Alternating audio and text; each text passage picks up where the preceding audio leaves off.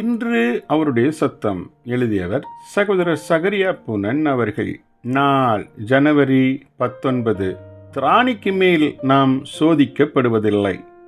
நாம் ஆவிக்குரிய வளர்ச்சியற்று பலவீனமாய் இருக்கும்போது மனுஷர் மூலமாகவோ பிசாசின் மூலமாகவோ கொடூரமாய் தாக்கப்பட தேவன் அனுமதிக்கவே மாட்டார்.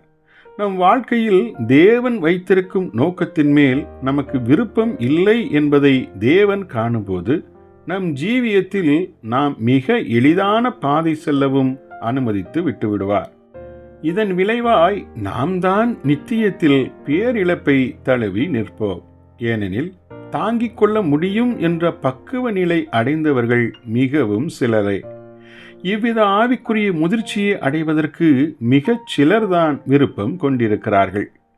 நாம் சந்திக்கக்கூடிய எல்லா சோதனைகள் வழியாகவும் இயேசுவானவர் தன் பிதாவினால் அழைத்து செல்லப்பட்டார். இப்படித்தான் அவர் பூரணர் ஆனார். எபிரேயர் 4:5 5:7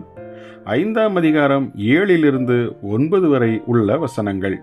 நாமும் பூரணர் ஆவதற்கு இதை தவிர வேறு வழியே இல்லை.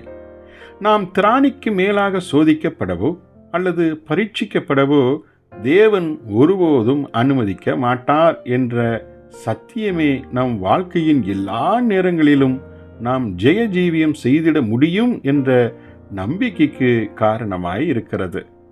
இவ்விதமாய் 1 கொரிந்தியர் 10:12 மூலம் தேவனுடைய உத்தரவாதம் நமக்கு கொடுக்கப்படவில்லை என்றால் நாம் இப்படிப்பட்ட நம்பிக்கை கொள்ள முடியவே முடியாது. ஆம், நம் பாதைக்குள் பிரவேசிக்கும் ஒவ்வொரு சோதனையும் பரீட்சையும் ஜெயிக்கப்படத்தக்கதே என்ற உத்தரவாதத்தை தேவன் நமக்கு அளித்திருக்கிறார். இவ்வாறிருக்க நாம் ஏன் வீழ்ச்சியடைய வேண்டும்? ஜெபிப்போமா? எங்கள் பரம தந்தையே, நாங்கள் ஆவிக்குரிய வளர்ச்சியடையும்படி நீர் அனுமதிக்கும் எந்த சோதனையும் எங்கள் திராணிக்கு மிஞ்சியது அல்லவே அல்ல என்பதை உணர்ந்தோம். உமக்கே ஸ்தோத்திரம். ஆமென்.